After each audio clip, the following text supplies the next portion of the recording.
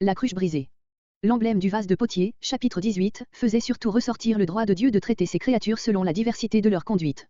L'emblème de la cruche brisée, chapitre 19, annonce l'application qu'il va faire de ce droit en détruisant son peuple. L'acte symbolique, versets 1 et 2. Le péché du peuple, cause du jugement, versets 3 à 5.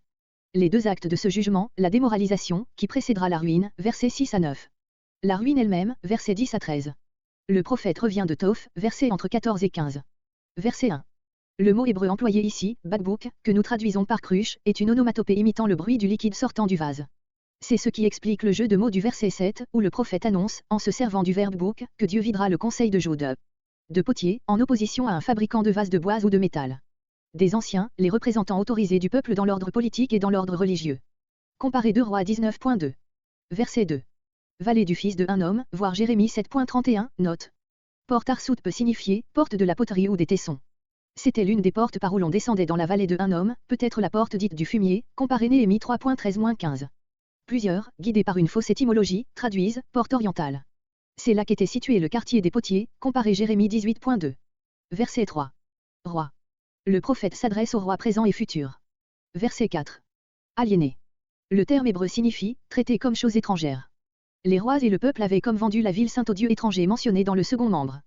Le sang des innocents, celui des victimes de la tyrannie de Manassé, 2 Rois 21.16, comparé Psaume 106.37-38. Verset 5. Les hauts lieux de Béol. Voir Jérémie 7.31, 2 Rois 21.3. Chose que je n'avais point commandée. Il y a de l'indignation dans cette réflexion.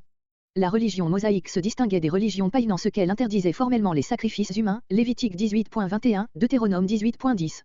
Il y a gradation entre commander, dire et monter dans la pensée. Cet acte est si odieux qu'il n'a pu sous aucune forme devenir l'objet de la volonté divine. Verset 6. Des jours viennent, même menace Jérémie 7.32. Verset 7. Première menace, je viderai. Il est probable qu'en prononçant cette parole, Jérémie vida la cruche avant de la briser, verset 10, voire note verset 1. Vider le conseil, le rendre vain.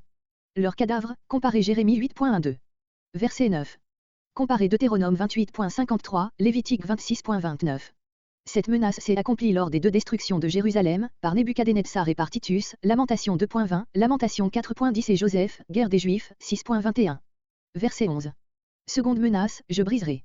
C'est ici la ruine elle-même. On enterrera à Toph, comparé Jérémie 7.32. Verset 12. En rendant cette ville telle que Toph. Terrible contrepartie de la promesse Jérémie 3.17. Là, il était annoncé que Jérusalem tout entière serait l'arche de l'Alliance, ici, il est dit que Jérusalem tout entière va devenir telle que Toph, une voirie couverte de débris et de cadavres. Sur la profanation de ce lieu par le roi Josia, comparé 2 Rois 23.10, 2 Rois 23.14-16. Verset 13. Sur les toits. Comparé Sophonie 1.5, 2 Rois 23.12. Verset 14. Dans le parvis, comme déjà Jérémie 7.2. Le parvis était la partie du sanctuaire accessible au peuple.